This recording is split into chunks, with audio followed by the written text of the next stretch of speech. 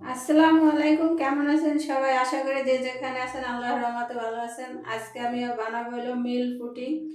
তো এখানে আমি 1 কাপ পানি নিয়েছি। পানির ভিতরে আমি একটা আগার আগার পাউডার 1 চামচ দিয়ে দেবো, 4 চামচের 1 চামচ দিয়ে এটারে ভালোভাবে আমি গুলিয়ে নেব।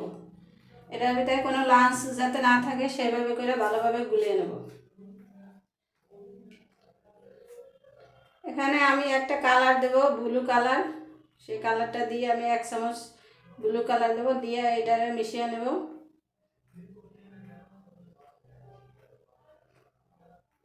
এটার কালারটা ভালোভাবে মিশিয়ে নিতে হবে। এখানে আমি 2 টেবিল চামচ চিনি নিয়েছি, চিনিটাও ভালোভাবে নেড়ে ছেড়ে মিশিয়ে দিতে হবে। এখন আমি চুলায় একটা ফ্রাই প্যান দিয়েছি, ফ্রাই প্যানে দিয়ে এটারে ভালোভাবে অনবরত নেড়ে ছেড়ে এটারে একটু যখন হবে, একটা যখন বলক আসবে তখন এটারে আমি অন্য পাত্রে ঢেলে নেব। এটা বেশিক্ষণ ঘন করা যাবে না। এটা বেশি ঘন করলে এটা ঠান্ডা হলে বেশি সব মানে ফ্রাই প্যানেই শক্ত হয়ে যাবে। তাই এটা অনবরত নাইড়ে এটারে আমি একটা পাত্রে ঢেলে নেব।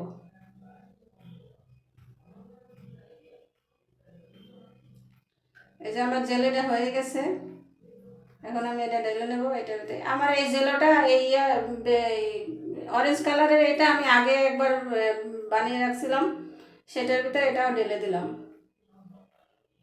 ঢেলে এখন আমি এখানে 500 গ্রাম দুধ আমি আগে থেকে জাল করে রাখছিলাম, সেটা আমি পাতিলে দিয়ে এটার সাথে আমি এক 1 চামচ আগার আগার পাউডার দিয়ে দেবো।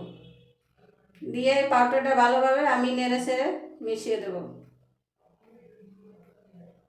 এটা ভালোভাবে নেড়ে ছেড়ে মিশিয়ে দিতে হবে। এটার সাথে কোনো লাঞ্চ যাতে না থাকে সেভাবে করে মিশাইতে হবে। এখানে আমি 3 টেবিল চামচ দুধ দিছি।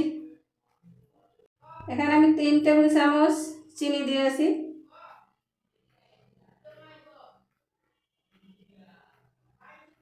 এখানে আমি প্রথমে দিছি 1.5 কাপ দুধ, পরে দিলাম আবার 1 কাপ। মোট আমার 500 গ্রাম দুধ আছে এখানে। আমি আগে থেকে দুধটা জাল করে রাখছিলাম। এটা এখানে অনবরত নাড়তে হবে, নেড়ে চেড়ে ভালোভাবে মিশিয়ে দিতে হবে।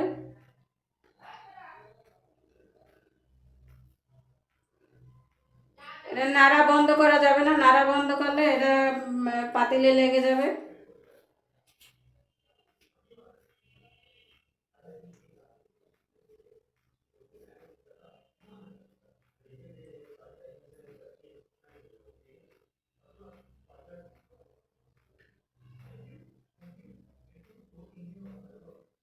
আপনারা এখানে চিনি বাড়িয়ে কমাইয়ে দিতে পারেন যে যেভাবে মিষ্টি খান।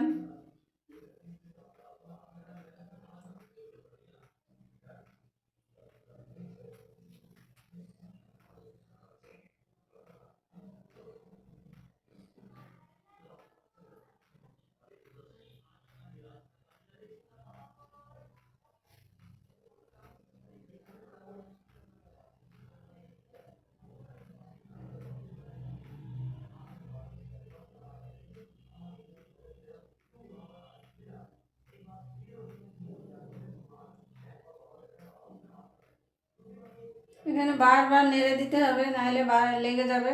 সেই জন্য আমি বারবার লাড়াচাড়া দিতেছি।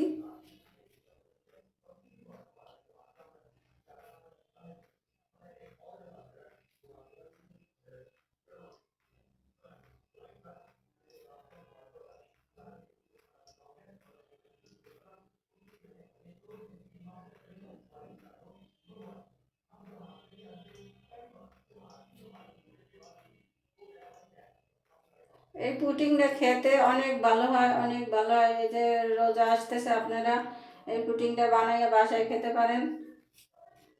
ফ্রিজে রেখে ঠান্ডা করে রোজার ভিতরে খেলে সারাদিন পর ক্লান্ত আপনার দূর হয়ে যাবে, রোজার ভিতরে ইফতারি করে খাওয়ার পরে।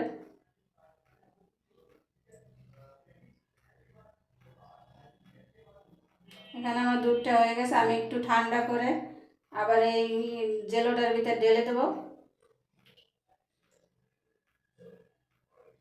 এখন আমি এটা 30 মিনিটের জন্য ফ্রিজে, নর্মাল ফ্রিজে রাখবো।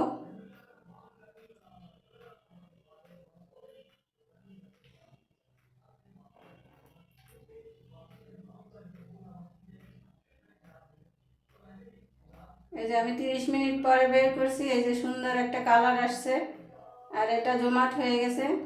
এটা এখন একটু চাকুর সাহায্যে আমি এটা একটু আলগা করে দেব। তারপরে একটা প্লেটে আমি এটা ঢেলে নেব।